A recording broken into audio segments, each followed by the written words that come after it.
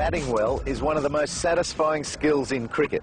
There's nothing better than hooking that quick delivery to the boundary or playing a classic front foot cover drive for 4. Two of the guys who have managed to master all the strokes in the coaching manual are Ricky Ponting and Michael Slater.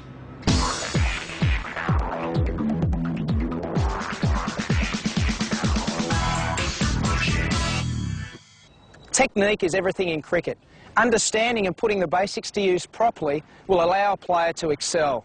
An example of this is the batting grip. The way I was taught to hold the bat was to firstly place the bat in between your legs like so and pick it up just like you're picking up an axe, making sure not to alter the hands once you pick the bat up. Noticing that the thumb and forefinger, the V there, should basically run straight down the back of the bat. Another important thing about the grip is to keep your hands together on the handle. You quite often see a lot of youngsters also placing this finger down the back of the bat. This is the best way to break a finger, so make sure you wrap it round the handle. But like anything in cricket, it must be comfortable for you.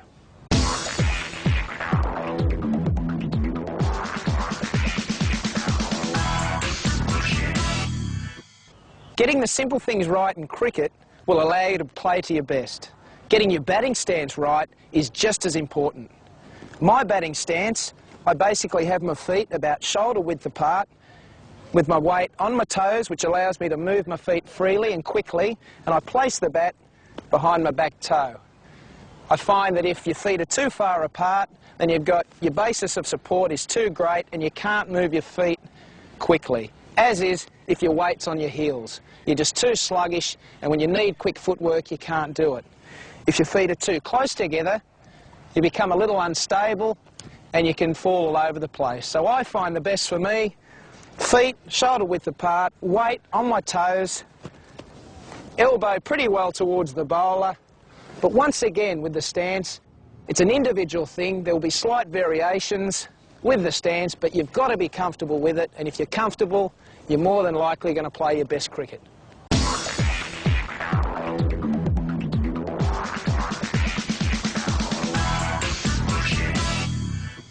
Just as important as playing a shot is leaving one alone, and this includes getting out of the way of a delivery that could hit you. But simply ducking and moving isn't the best way to go about it. If you fail to keep your eye on the ball, then you run the risk of being hit, or even getting out if the ball does something that you don't expect. There are a number of ways of doing this. You could sway out of the way towards leg, keeping your eye on the ball and keeping your hands and bat down. Or else you could duck under it. Just don't be tempted to leave your bat in the air, as it becomes a target for the bowler to hit and present a catch. The most important thing is to keep your eye on the ball right out of the bowler's hand, allowing the batsman to make an early judgment as to whether he's going to play the ball or let it go. It's well played again. 143.7. Robert Key is a good back foot player.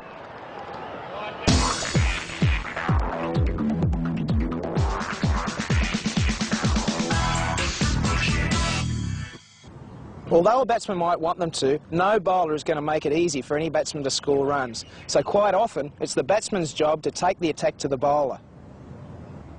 Getting into the correct position to play a shot is extremely important, so this means good footwork. Not just racing down the pitch at the ball, but a movement which allows you to maintain balance and get into the correct position early. Some are better at it than others.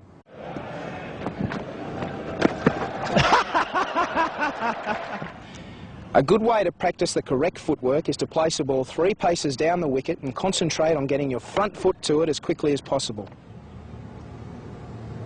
Remember, make a big commitment onto the front foot. It's 4, what a shot, that's a red hot off drive. Crashes into the road, 4 more. That's a great shot. Popping into position very quickly. Of course, the good players make it look easy, but only through constant practice in the nets will you get it right.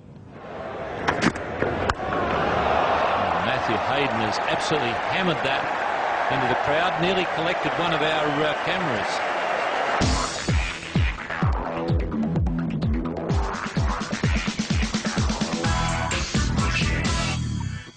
Getting into the correct position is the key to playing the correct stroke.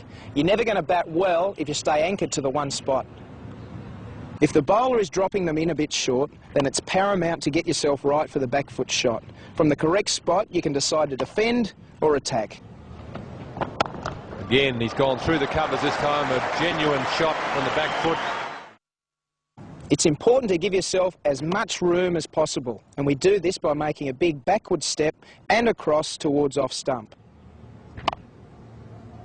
The reason we make this big step back and across is to bring our eyes in behind the line of the delivery.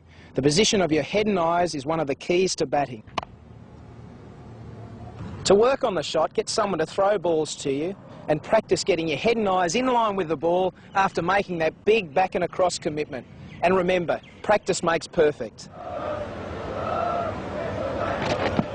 Yeah. Outside off stump and driven through the offside field.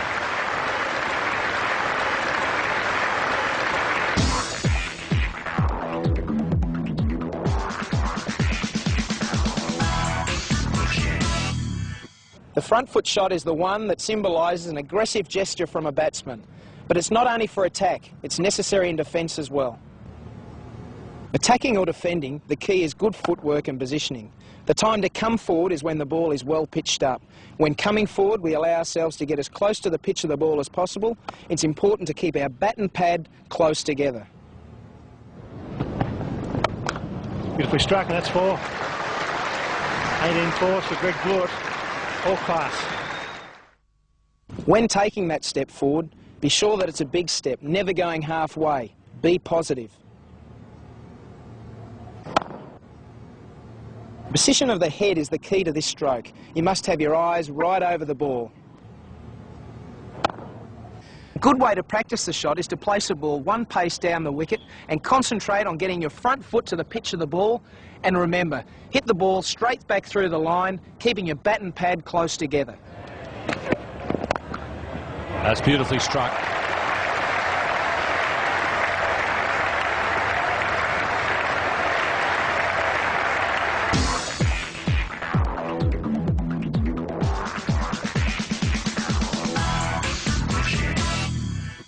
You can't win a cricket match without scoring runs, and to score runs, you must play shots. One of my favourites is the cut shot.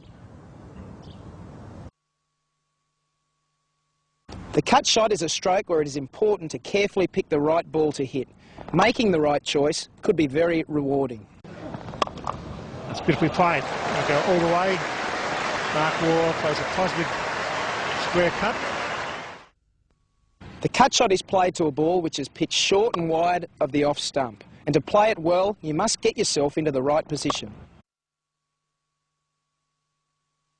As with any back foot stroke, the first movement should be a big step back and across. This ensures your head is moving towards the line of the ball. The next thing is to ensure you keep the ball down. You achieve this by hitting down on the ball and rolling your wrists over it. Once again, get those feet into the correct position and watch the ball closely. Don't forget, if you keep the ball on the ground, you can't get caught. So roll those wrists. Lovely.